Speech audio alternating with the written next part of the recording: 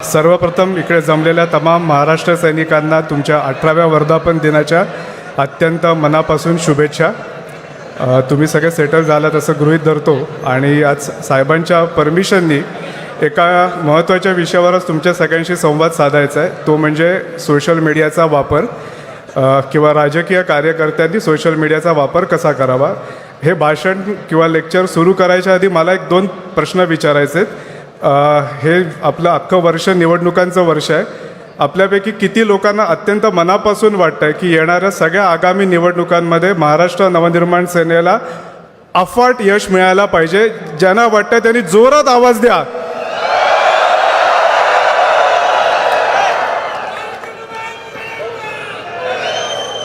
Okay, हा तुमचा आवाज फार सुंदर आहे, दणदणीत आहे. याच्यासाठी तुम्हाला एक सगळ्यात महत्त्वाची गोष्ट सांगतो की तुम्ही बाकी तुमची सगळी राजकीय लढाई, राजकीय स्ट्रॅटेजी, बाकी साहेब जे आदेश देतील त्या पद्धतीने काम कराल. पण जर निवडणुका जिंकायच्या असतील आज नाही पुढच्या कुठल्याही काळामध्ये, तर तुम्हाला पहिली गोष्ट अत्यंत महत्त्वाची करायला लागेल. ती म्हणजे सोशल मीडियाचा शहाण्यासारखा किंवा ज्याला आपण म्हणतो की स्मार्ट पद्धतीने वापर करायला लागेल. हे सांगितल्यावर तुम्ही मला म्हणाल की आमच्या प्रत्येकाच्या मोबाईलमध्ये फेसबुक आहे, इंस्टाग्राम आहे, तू काय आम्हाला शिकवतो? तर तुम्हाला एक सांगतो की तुम्ही ज्या पद्धतीने वापर करताय तो वापर आपल्याला पुरेसा नाही. ज्या पद्धतीचं गवगवीत यश मिळवण्याची क्षमता आपल्या पक्षामध्ये आहे, आपल्या नेत्यामध्ये आहे, तसं जर यश हवं असेल आणि जर त्याला आपल्याला साहेबांना सहकार्य करायचं असेल तर तुम्हाला सोशल मीडियाचा वापर हा स्मार्टली करायला लागेल. आता स्मार्टली करण्याच्या आधी मी या गेले 10 वर्ष महाराष्ट्र नवनिर्माण सेनेच्या सोशल मीडियाच्या वापराबद्दल बघितलं तर मला 3 प्रकारचे प्रवाह जाणवतात. एक की जे सोशल मीडियावरच नाही आहेत. 2 ज्यांनी फक्त स्वतःची सोशल मीडियावरती अकाउंट उघडून ठेवलेली आहेत पण ती दुसऱ्याच्या आयुष्यामध्ये काय चाललं आहे हे बघण्यासाठी चाललं आहे. अच्छा, यांनी ही पोस्ट टाकली का, यांनी हे लाईक केलं का, बरं, मग त्याचे स्क्रीनशॉट काढायचे. आणि तिसरे की जे त्यांच्या परीने खूप जेन्युइनली त्याचा वापर करतायत आणि त्यांना असं वाटतं आहे की जे आम्ही करतो आहे ते एकदम सर्वोत्तम आहे. तर पहिली गोष्ट आपण असंही लक्षात घ्या की याच्यापुढे फक्त निवडणुकाच नाही, आपल्याला आयुष्याच्या कुठल्याही क्षेत्रात जर यशस्वी व्हायचं असेल तर आपल्याला सोशल मीडियाला पर्याय नाही. आता तुम्ही म्हणाल की सोशल मीडियाला पर्याय नाही, हे म्हणण्याच्या मागचा लॉजिक काय? तर मी तुम्हाला एक स्टॅटिस्टिक्स सांगतो आणि ते स्टॅटिस्टिक्स पाहिल्यानंतर तुम्हाला पटेल. साधारणपणे भारतामध्ये 2014-15च्या दरम्यान स्मार्टफोन हा प्रकार यायला सुरुवात झाली. मग त्या स्मार्टफोनची क्वालिटी बदलत गेली, ती चांगली होत गेली आणि मग आपण साधारणपणे सुरुवातीला एक काय म्हणजे 2G होतं, मग 3G आलं, मग 4G आलं, मग 5G आलं. आपण एक पहिल्यांदा दिवसाला अर्धा ते 1 तास म्हणजे 2014 आणि 15ला आपण दिवसाला अर्धा किंवा 1 तास हा सोशल मीडियावरती किंवा स्मार्टफोनवरती द्यायचो, ज्याला आपण स्क्रीन टाईम म्हणतो. म्हणजे सारखा मोबाईल काही झालं, वेळ मिळाला, काहीतरी काढला, मोबाईल बघितला, काहीतरी स्क्रोल केलं, काहीतरी लिहिलं, टाईप केलं. हा आपण 2014-15ला आपला स्क्रीन टाईम होता फक्त अर्ध्या तासाचा. आजचा स्क्रीन टाईम आहे भारतीयांचा 6 तासाचा. म्हणजे 24 तासाच्या दिवसामध्ये 8 तास आपण झोपतो, 8 तास काहीतरी काम वगैरे करतो आणि उरलेल्या काळामध्ये 6 तासाचा काळ आपण हा स्क्रीनवरती घालवतो. आणि हा ॲक्रॉस आहे. हा म्हणजे असं नाही आहे की इथे शहरातलीच लोक करतात, ग्रामीण भागात करत नाही, राजकीय कार्यकर्ते करतात किंवा कॉर्पोरेटवाले करत नाही. ॲव्हरेज आपल्या सगळ्यांचा ॲव्हरेज स्क्रीन टाईम हा 6 तास आहे. आता 6 तास जर माझी मानच त्या स्क्रीनच्यामध्ये पूर्ण वेळ अडकून पडणार आहे आणि मला आसपासच्या माणसाकडे बोलण्याकडे लक्ष द्यायला किंवा त्याचं ऐकून घ्यायला वेळ नाही आहे किंवा आपण एवढी मोठी होर्डिंग्ज लावतो, एवढ्या सभा घेतो, हे करतो, ते सगळं मला ऐकायचंच नाही. कारण मला जे त्या स्क्रीनमध्ये दिसणार आहे तेच जर माझ्यासाठी अंतिम असेल आणि तेच मला बघायचं असेल तर तुम्हाला त्या स्क्रीनमध्ये त्या लोकांचं अटेन्शन घ्यावं लागेल. आता मी मगाशी म्हटलं तसं की इथे 3 कॅटेगरी आहेत. त्याच्यातली जी काही एक तिसरी कॅटेगरी आहे की जे म्हणतात की आम्ही सोशल मीडियावर आहोत आणि आम्हाला माहिती आहे आम्हाला काय करायचं आहे. तर तुम्हाला एक गोष्ट सांगतो की ज्या वेळेला मी तुम्हाला असं सांगतो की 6 तासाचा स्क्रीन टाईम आहे, तो 6 तासाच्या स्क्रीन टाईममध्ये पूर्वी फक्त फेसबुक होतं. 2014 साली फेसबुकवरती लोकांची संख्या होती 7 कोटी. त्यावेळेला इंस्टाग्रामवरती संख्या होती 50 लाख. 2024ला फेसबुकचे भारतामधले वापरकर्ते आहेत साधारणपणे 32 कोटी. इंस्टाग्राम 50 लाख होते, ते 52 कोटी झालेत. ट्विटर 27 कोटी झालेत. त्याच्या जोडीला 250-300 रुपयामध्ये मिळणारं ॲमेझॉन प्राईम आहे किंवा हॉटस्टार आहे, अशी ढिगांनी OTT प्लॅटफॉर्म्स आहेत, व्हॉट्सॲपवरती येणारे फॉरवर्ड्स आहेत.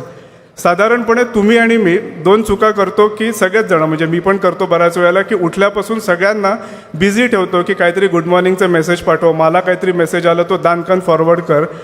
ॲव्हरेज भारतीय माणूस दिवसाला कमीत कमी 300 मेसेजेस त्याच्या मोबाईलमध्ये येतात. 300 म्हणजे 300 लोकांकडनं येत नाहीत, पण 300 मेसेजेस येतात. आता साधारणपणे असं एक विचार करा की 300 मेसेजेस मला बघायचे आहेत, तर मी 30 सेकंद दिले तर माझ्या दिवसातली मी ॲव्हरेज 90 मिनटंही घालवली. त्याच्याशिवाय माझ्याकडे यूट्यूब आहे.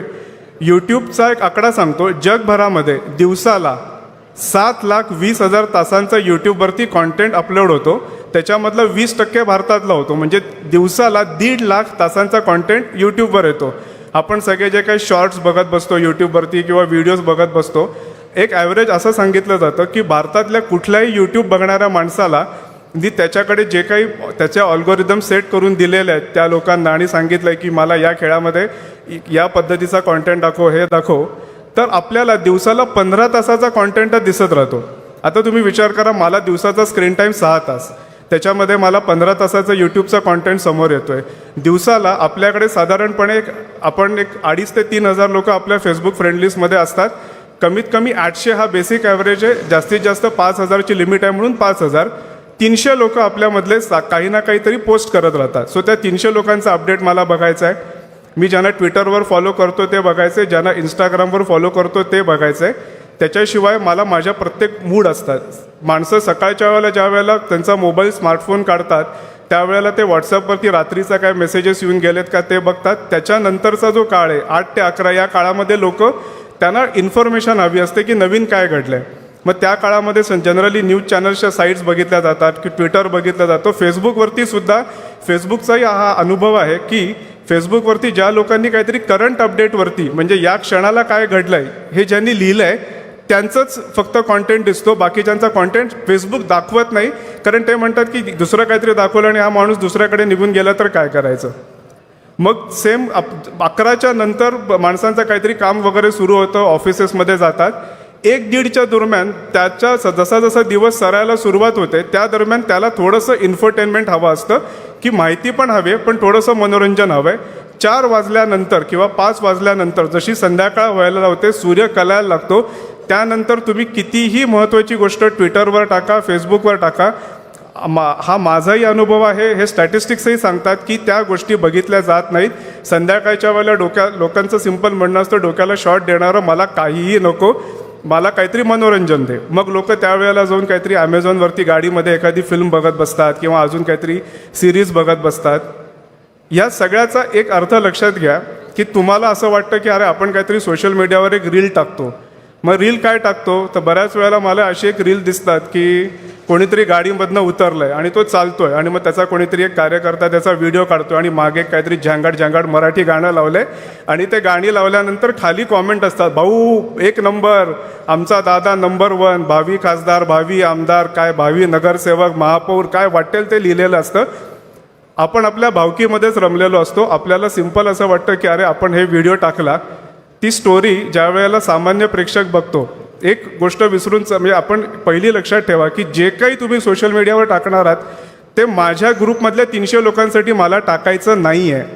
कारण मी मगाशी म्हटलं तसं की जर 6 तास माणसं स्क्रीनमध्येच मान घालणार आहेत तर त्या स्क्रीनमध्ये तुमच्याबद्दल त्याला काय दिसतं याच्यावरती तो तुमचं मत ठरवणार आहे. त्याला जर असं दिसलं की गाडीमधनं खाली उतरतोय, कॉलर उडवतोय किंवा गॉगल लावतोय, तर त्याला एवढंच कळेल की या माणसाकडे गॉगल आहे, याच्याकडे चांगले कांजी केलेले कपडे आहेत आणि याला गाड्यांमधनं उतरता येतं. याच्या पलीकडे तुमच्याबद्दलचं कुठलंही परसेप्शन तयार होणार नाही. आता तुम्ही म्हणाल की नाही तरी पण आम्ही हे करत राहू, नो प्रॉब्लेम, शुभेच्छा आहेत, ते करत राहा. याचा एकच तोटा तुम्हाला असा होईल की हळूहळू ही माध्यमं तुम्हाला दाखवणं बंद करून टाकतील. आता ही बंद का करतील म्हणजे थोडेसे टेक्निकल टर्म्स आहेत पण हे प्लीज समजून घ्या. एक शब्द आहे, हा शब्द तुमच्या माझ्या सगळ्यांच्या बोकांडी, ज्यांना ज्यांना आयुष्यामध्ये व्यवसायात राजकारणात यशस्वी व्हायचं आहे त्यांच्या बोकांडी हा शब्द बसणार आहे. त्या शब्दाचं नाव आहे अल्गोरिदम. अल्गोरिदम या शब्दाचा सोपा अर्थ असा आहे की फेसबुकनी तुमच्याकडनं माझ्याकडनं आजपर्यंत 1ही रुपया घेतलेला नाही. ओके, आपण बघा कसं आहे, 7,20,000 तासांचा कॉन्टेंट यूट्यूबवर मी टाकतो, पण यूट्यूब माझ्याकडे पैसे नाही मागत आहे की अरे तू एवढा कॉन्टेंट टाकतोस, पैसे काढ चल. किंवा आपण डेट ठेवून फोटोग्राफ टाकतो फेसबुकवरती, काय 20-20, 25-25 फोटोग्राफ टाकले, दनादन पोस्टी लिहिल्या, काही केलं.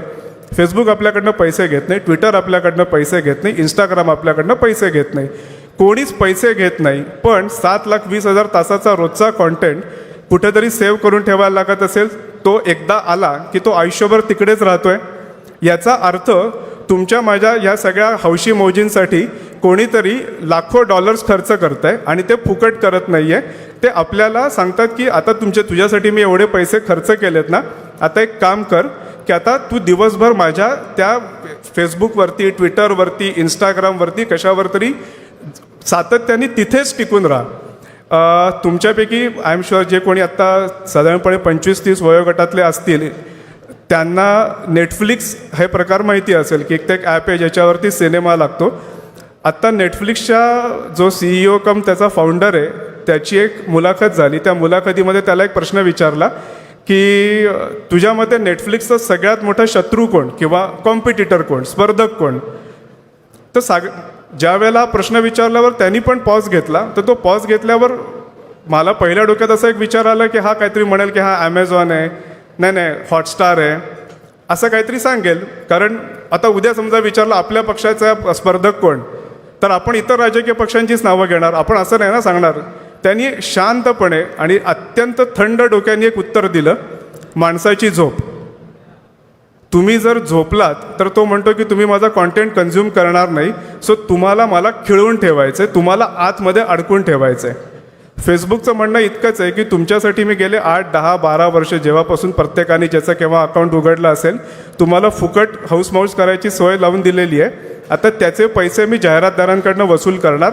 मग जाहिरातदार विचारतो केतन जोशी फेसबुकवरती किती तास असतो, मग असा आकडा येतो की तो 20च मिनटं असतो, पण तो 4 महिन्यापूर्वी अर्धा तास असायचा. का अर्धा तास असायचा? त्यावेळेला त्याला काहीतरी एक विशिष्ट पद्धतीचा कॉन्टेंट आवडायचा, तो दिसायचा. तिथून सुरुवात होते तुमच्या ऑल्गोरिदमच्या खेळाला. तुमच्या माझ्या सगळ्यांच्या फेसबुकमध्ये 500, 1000, 2000, 3000 मित्र असतात. तुम्हाला त्याच्यातला फक्त 300 लोकांचा कॉन्टेंट दिसतो, कारण त्या 300 लोकांच्या कॉन्टेंटला जेव्हा तुम्ही एखाद्याला आता इकडनं गेल्यानंतर तुम्हाला ज्यांनी कोणी फ्रेंड रिक्वेस्ट पाठवली असेल त्याला बघा, तुम्ही स्क्रोल करता आणि तुम्हाला तुम्ही ज्या ठिकाणी तुमचे आयबॉल्स, तुमची बुबुळं 30 सेकंदाच्या वर जास्त थांबतात त्या ठिकाणी ते सांगतात तिथे फेसबुकच्या कुठल्या तरी सर्व्हर्समध्ये ज्याला रेकॉर्ड होतं की केतनला या माणसाच्या कॉन्टेंटमध्ये इंटरेस्ट आहे. आणि ज्या वेळेला असं 8 ते 10 वेळा मी 30 सेकंद तिकडे थांबतो त्यावेळेला असं रजिस्टर होतं की याचाच कॉन्टेंट दाखवायचा, कारण केतन आतमध्ये आला आणि त्याला जर दुसरं काहीतरी दिसलं आणि तो निघून गेला तर काय करायचं. मुद्दा असा की तुम्हाला ज्या वेळेला वाटतं की आपण काहीतरी रील्स टाकतो, आपण काहीतरी करतो, त्या गोष्टींमध्ये जर स्टोरी नसेल, तुमच्याकडे ते त्याच्यामध्ये सांगण्यासारखी एक कथा नसेल तर लोक ती गोष्ट बघणार नाहीत, ती सोडून देतील. मी मगाशी जे उदाहरण दिलं की जे फक्त आपल्याच पक्षात नाही ते सार्वत्रिक दिसतंय दुर्दैवानी, की रील्स टाकायचं म्हणजे काय तर एक माझे म्युझिक लावायचं, गाडीतनं उतरल्याचा, याचा त्याचा असा एकदम केसाचा तुरा काढल्याचा, गॉगल लावल्याचा. ह्या व्हिडिओजनी तुमची इमेज अजिबात होणार नाही, कारण हा जो बाहेरचा वर्ग आहे, परत पक्षामधले तुमचे समर्थक, तुमच्या आसपासचे लोक हे तुमचं कौतुक करतील, सांगतील भाऊ त्याला 5000 व्ह्यू आले बरं का, त्याला 50,000 व्ह्यू आले बरं का. ते आपल्याच घरातली माणसं आहेत. आपल्याला आपल्या घरातल्या माणसांच्या पलीकडचं कौतुक पाहिजे. त्यांच्या मनात जागा केली तर आपल्याला या सगळ्या लोकांना कॅप्चर करणं शक्य आहे. तिसरी गोष्ट, जर अजून एक गोष्ट की बघा आपल्याला आपण म्हणतोय काय की महाराष्ट्र नवनिर्माण सेना हा तरुणांचा पक्ष आहे. आता तरुण या वयाची आपण साधारणपणे व्याख्या करायला जर गेलो तर ती 18 पासून 40-45 पर्यंत येते, कारण हल्ली माणसं 80 वगैरे जगतात, त्यामुळे निम्म वय म्हटल्यावर 40-45 हे तरुण वय येतं. आता हा तरुण माणूस जिथे आहे त्या ठिकाणी आपण आहोत का याचा पहिला विचार करा. दुर्दैवाने महाराष्ट्र नवनिर्माण सेनेमध्ये मला अत्यंत कमी लोक इंस्टाग्रामवरती आढळतात. जी जनरेशन 1996ला जन्माला आली ते 2010 पर्यंत, ज्यांना जेन झी असं म्हणतात, त्या जनरेशन ही 100% इंस्टाग्रामवरती आहे, कारण फेसबुक हे त्यांच्या मते म्हाताऱ्या लोकांचं पेज आहे, असल्या ठिकाणी त्यांना जायला इंटरेस्ट नसतो. कंप्लीट व्हिज्युअल माध्यम आहे. स्टोरी, तुम्हाला व्हिडिओ टाकायचा आहे. आता कालच एक शालिनीताईंचा व्हिडिओ आम्ही पाहिला आणि तो आम्ही शेअर केला. काल त्या नाशिकला येत असताना त्यांनी एका ठिकाणी एका पेट्रोल पंपावर त्या गेल्या आणि त्यांना असं कळलं की तो पेट्रोल पंप पूर्णपणे महिलाच चालवतात. आता नेमका कालचा दिवस महिला दिनाचाच होता. त्यांनी त्यांच्याबरोबरचा एक छोटासा 30 सेकंद 1 मिनिटाचा व्हिडिओ केला आणि तो टाकला. आज सकाळी ज्या वेळेला आम्ही व्हिडिओ बघत होतो की आपल्या व्हिडिओला काय काय रिस्पॉन्स आला, तर सरप्रायझिंगली त्या व्हिडिओला खूप रिस्पॉन्स आला. कारण त्याच्यामध्ये स्टोरी वेगळी काहीतरी माहिती होती. म्हणजे टिपिकल समजा शुभेच्छाच दिल्या असत्या, तेच दिल्या असतं तर कदाचित त्याला आलं नसतं. त्याच्यामध्ये काहीतरी नॉवेल्टी होती की काहीतरी वेगळे पण होतं की अरे वा, लोकांना नवीन माहिती हवी असते. लोक कुठल्याही माध्यमांवरती जाताना एकतर माहितीसाठी येतात किंवा मनोरंजनासाठी येतात किंवा दोन्हीच्या मिक्सचरसाठी येतात. याच्यातलं आपण जर काहीच देणार नसू तर आपल्याकडे लोक येणार नाहीत, आपल्याला लोक बघणार नाहीत. सो पहिली गोष्ट, तुमच्यापैकी सगळ्यांना इंस्टाग्रामवर यावं लागेल. इंस्टाग्रामवर येण्याच्यासाठीचं सगळ्यात महत्त्वाचं कारण मी मगाशी सांगितलेलं परत 2दा सांगतोय. 52 कोटी लोक आज भारतामधली इंस्टाग्रामवरती आहेत. आणि हे सांगताना एक महत्त्वाची गोष्ट लक्षात ठेवा, जगातला समजा असं आपण धरू की बाबा जगामध्ये भरपूर जे काय सेलिब्रिटीज आहेत, पॉलिटिशियन्स आहेत, त्या सगळ्या सेलिब्रिटी आणि पॉलिटिशियन्समध्ये इंस्टाग्रामवरती म्हणजे तरुण पिढीला ज्या माध्यमावर ते सगळ्यात जास्त असतात तिकडे पहिल्या 25मध्ये एकही पॉलिटिशियन नाही आहे. भारतातला पण नाही, कोणीही. भारताचा पंतप्रधान पण पहिल्या 25मध्ये नाही. पहिल्या इंस्टाग्रामच्या याच्यामध्ये क्रिस्टियानो रोनाल्डो आहे, ज्याला 66 कोटी फॉलोअर्स आहेत. आणि त्याच्यानंतर पहिल्या 25मध्ये आपल्या भारतातल्या अभिनेत्री आहेत. याचा अर्थ सिंपल आहे की जी काही 18 ते 35 मधली पिढी आहे त्यांच्यासाठी पॉलिटिक्स आणि पॉलिटिशियन ही मुळात प्रेफरन्स वाईज तळामधली गोष्ट आहे. त्या तळामध्ये आपल्याला हात वर करून सांगायचं की प्लीज माझ्याकडे बघ, कारण मला तुला काहीतरी सांगण्यासारखं आहे. आपण जर हे सांगितलं नाही तर हे बघणार नाहीत. मी तुम्हाला आत्ता एक सांगितलं की नाही इंस्टाग्रामवरती क्रिस्टियानो रोनाल्डोला 66 कोटी आहेत किंवा अजून कुठल्या तरी प्रियांका चोप्राला काहीतरी 12.5 कोटी फॉलोअर्स आहेत, आलिया भटला 8.5 कोटी फॉलोअर्स आहेत. यांनी काहीच साध्य होणार नाही आहे. याच्यामध्ये एक भाग लक्षात घ्या की 8.5 कोटी फॉलोअर्स त्यांचे असले तरी त्याच वेळेला असाही एक वर्ग आहे की ज्याला चांगलं ज्ञान पाहिजे. म्हणजे आत्ता एक सर्वे आला होता की 9.5 कोटी डीमॅट अकाउंट म्हणजे ज्याच्यामधून आपण शेअर्सचे वगैरे व्यवहार करतो, असे 9.5 कोटी ॲक्टिव्ह सक्रिय अकाउंट ज्याच्यामध्ये दर 2 महिन्याला एकदा तरी ट्रान्झॅक्शन होतं, अशी 9.5 कोटी अकाउंट आहेत. त्याच्यामधली 2.5 कोटी अकाउंट ही महाराष्ट्रातली आहेत आणि त्याच्यामधली भरपूर ही छोट्या शहरांमधली आहेत. याचा अर्थ या लोकांना इन्फॉर्मेशन पाहिजे आणि ती ज्ञान पाहिजे आणि तेच जर आपण त्यांना देणार नसू, तेच आपण त्यांच्यापर्यंत पोहोचवणार नसू तर आपण त्यांच्या तळागाळामधल्या लिस्टमध्येच जाणार. सो मूळ मुद्दा असा आहे की तुम्हाला जर सोशल मीडियाचा वापर करून पॉलिटिकल यशस्वी व्हायचं असेल तर अगदी काही थंब रूल सांगतो. पहिला थंब रूल की स्वतःला कुठल्याही उपाध्या लावून घेऊ नका की स्वतःच्या नावापुढे काय साहेब किंवा सम्राट बिम्राट अशा उपाध्या लावून कुठलाही कॉन्टेंट टाकू नका, तो कॉन्टेंट बघितला जात नाही. नंबर 2, तुम्हाला जर कुठल्याही पद्धतीने जर तुमची व्ह्युअरशिप वाढवायची असं वाटत असेल तर स्वतःचं कौतुक स्वतःच्या करण्याच्या ऐवजी दुसरा कोणाकडनं तरी केलेला कॉन्टेंट टाका. आत्ताचा सर्वे असा आहे की लोकांनी एंडोर्स केलं असेल की हा माणूस चांगलं काम करतो तर आणि तरच त्याला फक्त त्याचा कॉन्टेंट लोक जास्त बघतात. मी माझं कौतुक केलं, कोणीही बघणार नाही.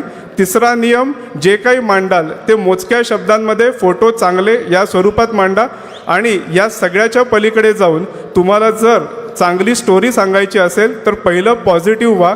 लोकांवरती सातत्याने टीका करून किंवा त्यांना खाली ट्रोल करून काहीही होणार नाही. Last but not list, story चांगली सांगायची असेल तर आपल्याकडे या देशातला सर्वोत्तम स्टोरी टेलर आहे सन्माननीय राजसाहेब ठाकरे. ते प्रत्येक गोष्ट कशी मांडतात त्याचा विचार करा, त्या पद्धतीने स्टोरी मांडा आणि जर हे करू शकलात तर माझ्यावर विश्वास ठेवा की या पक्षाला जे अफाट यश मिळणार आहे त्या यशामध्ये तुम्ही सगळ्यांनी केलेल्या सोशल मीडिया वापराचा अत्यंत महत्त्वाचा आणि मोलाचा वाटा असेल. धन्यवाद. जय हिंद, जय महाराष्ट्र.